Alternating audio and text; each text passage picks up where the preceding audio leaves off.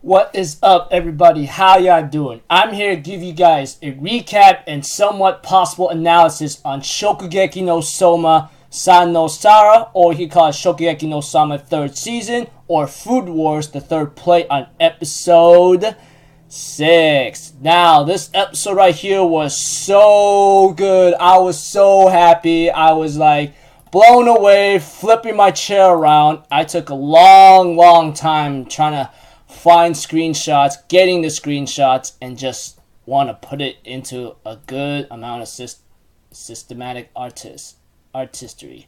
Aside from me rambling on, this episode right here showed a lot of what happened to Erina Nakiri herself. Those of you guys who are anime onlys and just watched the episode recently would understand why she is like that, why she is today, and and how it began when she was at a young age and how she is in present time. This episode was really fantastic. I mean, I'm looking forward to the next one because this is where the real revolution is about to begin. So we have to it that the episode opens up with Chorichiro Saiba meeting up with Dojima Jin at a certain location, and Dojima Jin rants at him for not writing to him, and he thought he died in a ditch somewhere. Aside from that, we get to know that Jin and Chorichiro were actually like good people right there. Like, not too bad, not too long ago here. And we get to know that they were actually the ones like opening or building the Polar Star Dormitory, etc., which is a cool thing. And they were actually like the freaking bosses of the Polar Star Dormitory. The way how it was shown and how it was presented, it shows that they were like very good cooks. Even I think they were both rivals against each other.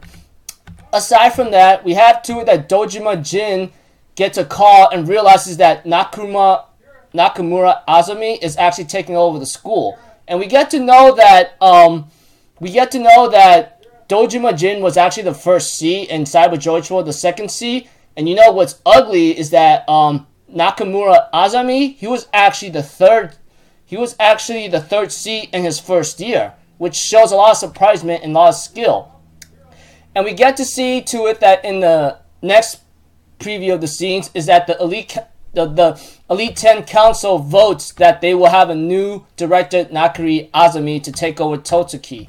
And apparently we get to remember that it was 6 out of the 9 candidates that voted, with the exception of Erina, because she didn't know about this thing. Eventually, we get news that Azumi Nakiri takes over, and we have to it that our Polar Star Dormitory inmates or Souma's friends are actually really surprised about this, especially when it comes to Sakaki, along with like Yuki, Yoshino-chan, etc. They were actually trying to wonder what's really happening. Even Shun and everyone else, along with the glasses boy, which I forgot his name apparently, are like pretty shocked of trying to see that Ishiki was against the idea of voting for a new director. And we get to know and trying to understand like since Yuki, on the other hand, it has nothing to do with us, right? Etc. Although like it does involve a couple things here and there. Someone does remember that Nakiri Erina was actually shaking a bit when she was like with her father. And we get to know that Nakiri Azumi makes a speech about changing Totsuki Academy to a powerful paradise, apparently. And eventually, as time goes by, we have to it that that some of the people of Totsuki Academy do not like some of the people who knows Nakiri Azumi from last night does not like the idea of how he's doing things. But apparently the two sisters who did the current contest judging, which if you guys remember them, they are in this episode and last week's episode, that no matter what happens, it seems like his words are somehow absolute, etc. And we get to know Hisako, who was Erina's secretary for a long time. She was discarded, like, in terms of that, retired, in other words, by Azumi Nakiri. And Erina tries to vote against this, but apparently Azumi will not allow this and says, I will always be at your side. And we get to know that things gotten a little bit worse from here on out. And we get to know that the Polar Star dormitory manager. Oh man, I forgot her name. How can I forget her, dude? Anyways, she, on the other hand, the Polar Star dormitory manager, etc., who will let students in as long as their cooking is very good. She ends up trying to tell the others, or Megumi-chan, along with the others, about that Souma actually has a visitor, and apparently that is I think that's Nakiri Saizumon himself, and apparently we see to it that that Saizumon Nakiri, the former director of Totsuki Academy, etc., I'm pretty sure you guys know that, ends up wanting to have a little small talk with Souma. He also explains to him that I'm the one that told your father to enroll you in this academy a long time ago. So how about you and I have a little small talk here and there? And he also tells Souma that he was actually a second seat of the Elite 10 in Totsuki Academy, and he was a spectacular chef. And he ends up saying, I know your father very well, and he invites Souma on his training routine, which is really funny. He actually runs a lot, and he actually does a lot of pull-ups, and he's very acrobatic, even for a man at his age. And I like that. An old man with big muscles, etc., and still fit in shape. He therefore asks Souma as a question. He goes like, what do you think of Erina as a chef? Well, Souma's like, she's picky about taste, she's always on edge, and of course there's a funny scene with Erina's head like, that's half because of you. I'm like, oh please, that's your fault, Erina. It's kind of funny how she's always like that. But apparently we get to know a little dark story about Erina. Like, Saizumon ends up explaining to Souma, like, you know, she was never like that when she was never like that at this present time, but back then she was very cheerful. We get to know that she ends up eating a cake from Alice-chan, and she says it's disgusting, and she actually thanks her but says, I don't want the rest of it though. And this freaking was really funny here and there. Eat it yourself. And she actually had some smiles and laughs. And we had to it that Alice-chan is about to go to Scandinavia or something, and that's where she meets Ryokun eventually. And Alice-chan says, hey, I'll see you soon, okay? I mean, I'm going to improve my cooking skills, and I want you to know what it's like. And therefore, Erina's like, I want you to send me letters if you're going, okay? Make sure you do that. And she goes like, of course.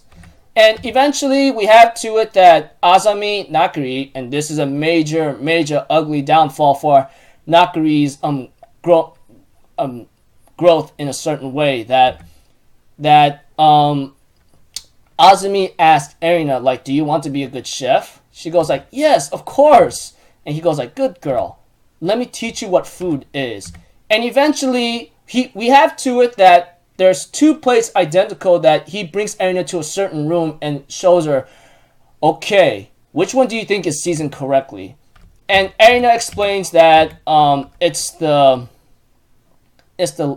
left one or the right one. I forgot, I think.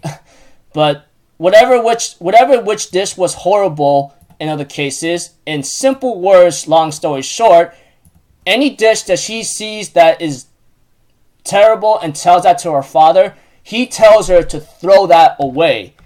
She goes like, but we shouldn't waste food. And that is the serious thing. You should not even waste food, especially when it's cooked and you're supposed to eat it, even though it may be a little bit terrible here and there. Speaking out the truth.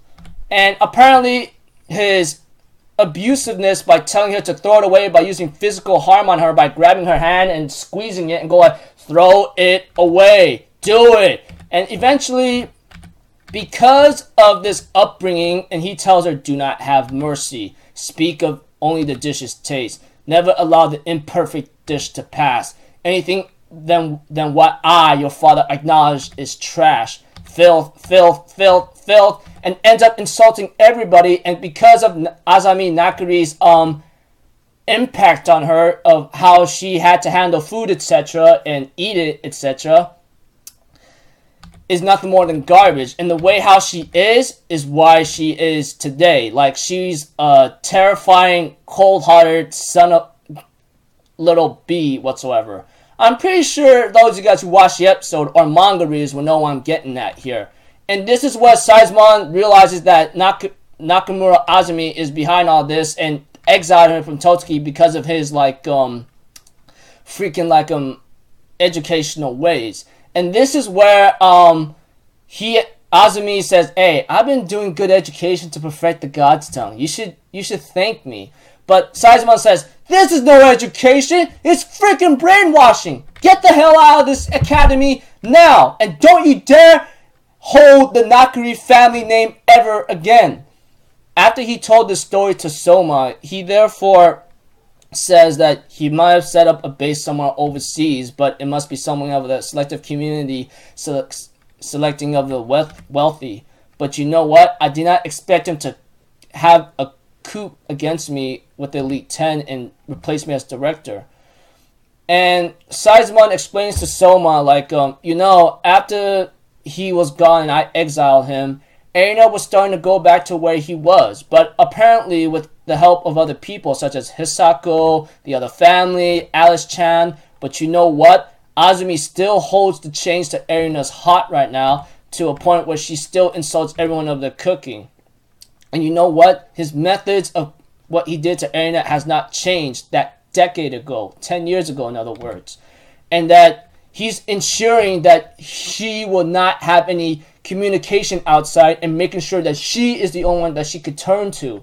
And apparently and you know what? Alice-chan, who wrote all those letters to Erina, they were all ripped up and scattered down to the dumpster, all because of his methods. And you know what? Once again, he's trying to imprison her where no one could reach her. And therefore, he asked Souma one thing: please save my granddaughter. Please save Erina. And this was the half point of the episode. The other half involves a nightmare where Erina does not want to throw away the food, and she was thrown into a freaking dumpster, and says, "I don't need a daughter like that." And Erina wakes up from that nightmare and was given a wake-up call by Nakiri Alice or something.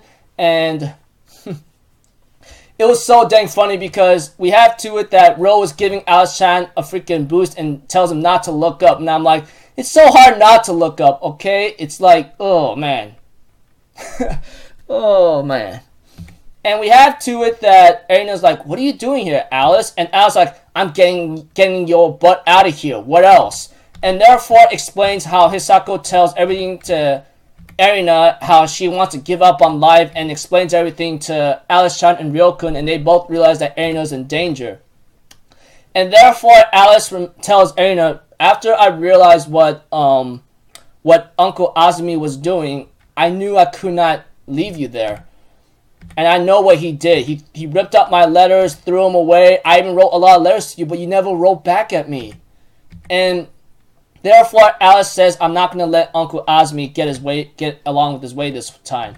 And therefore says, it's time that we run away. And Erina's like, run away and go against father? Are you crazy? And Erina's like, and we have to it that, Alice goes like, stop being a freaking chicken in other cases. Or, in other words, bleep, if you know what I mean. And we have to it that Ryokun says, it's okay to run, but where is she going to live or have a place to stay? Because this is where it's going to get a little tough. They go like, how about the Alto estate? And then Alto's like, Nakiri Azumi will find her there no time. And they go like, well, our freaking room is in the Nakiri estate already, so it's no use. Ryokun explains. But we have to it that Alto's like, stop, don't talk about Erina-sama like she's some stray cat whatsoever. And Erina's like, huh?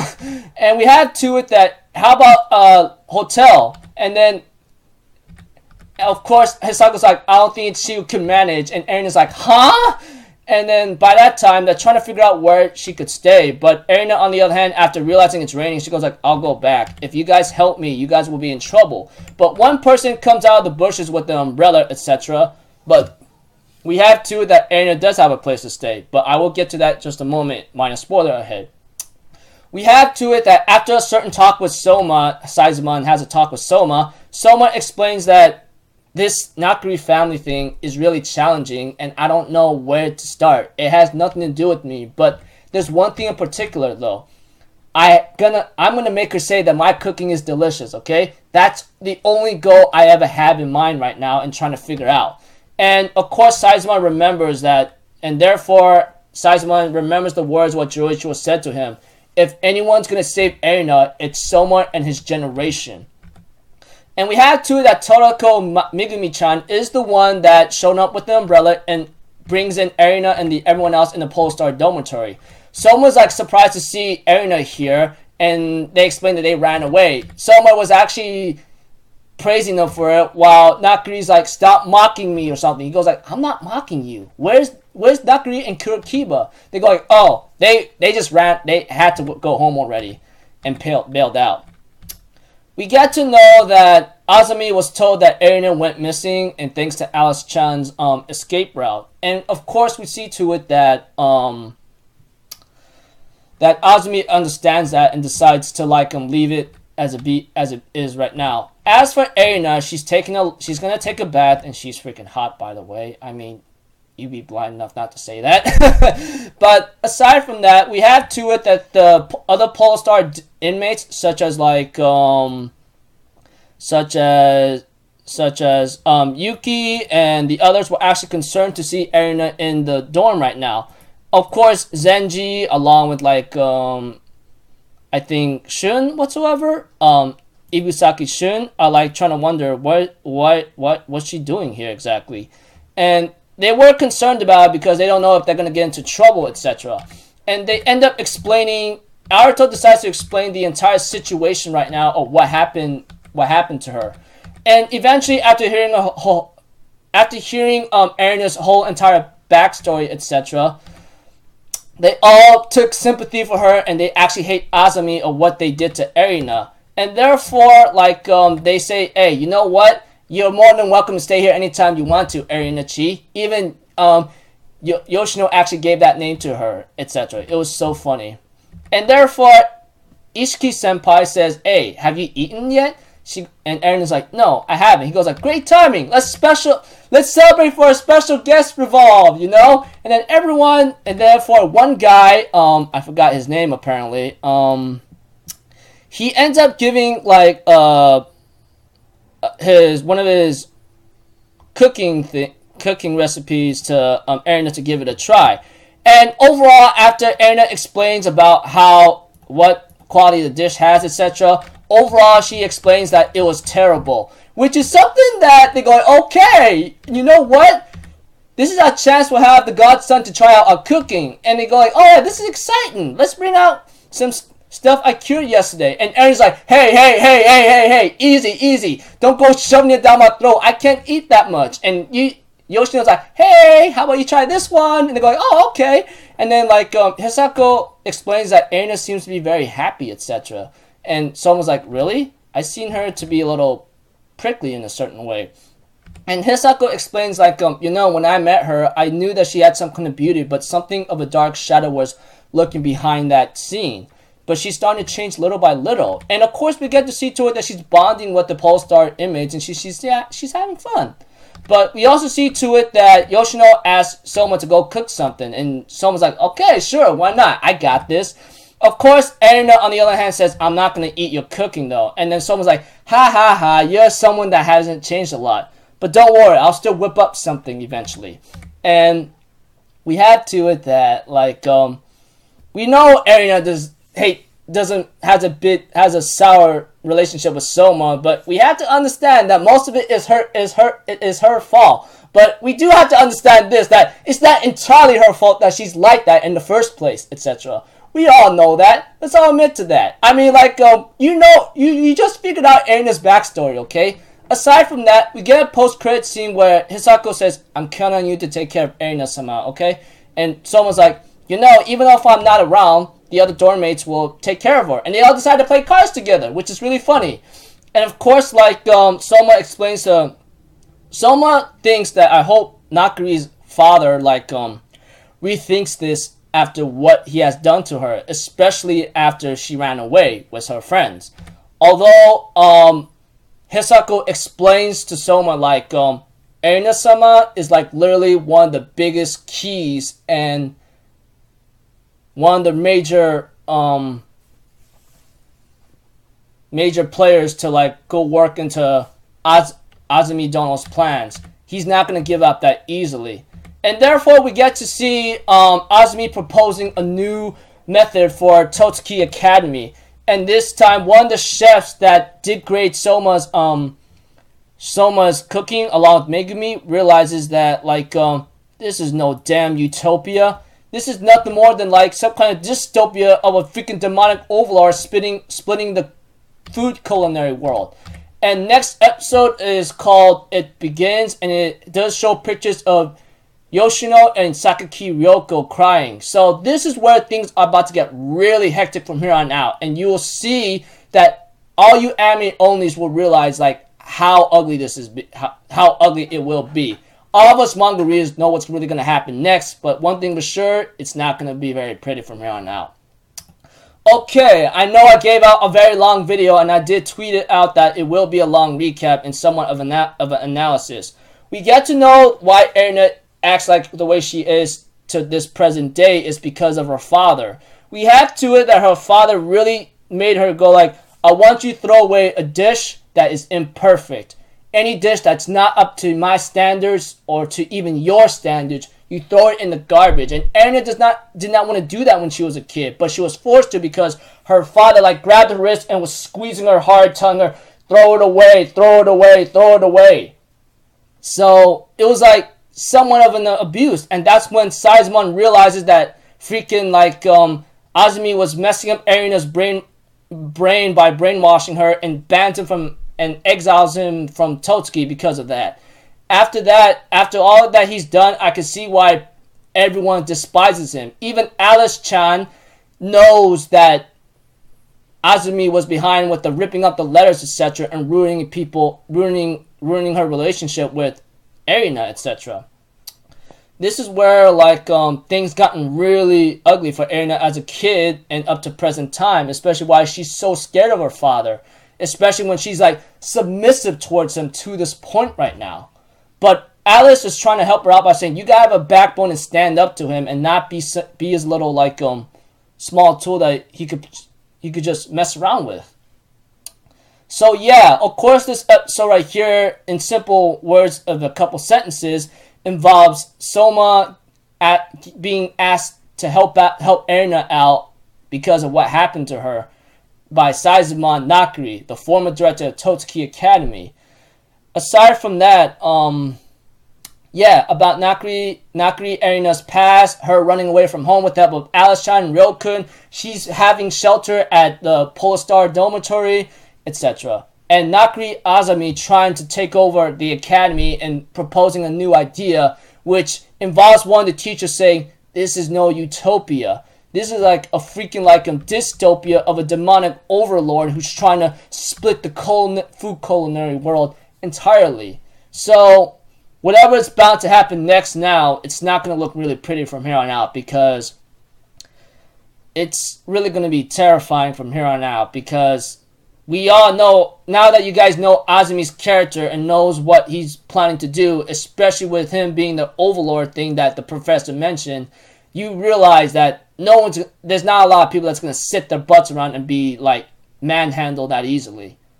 Which is where, like I said, minus spoiler ahead, that a revolution will begin. So overall, this episode was really good. I really enjoyed it. I know I had a long I recapped this episode for a long time and give you guys small analysis of what happened to Erina, etc. But I was just really happy about this episode. I am so sorry for this recap to be very long. It's 20. I know it's more than freaking 20 minutes, but I couldn't help it. All right. I mean, those of you guys who watched my video to this very end, I thank you very much and appreciate it, so until then, I'll see you guys in my next video. So alright, I'm Officer People, have a good day, and I'll see you guys next time. Right, peace out, bye bye. Toodaloo.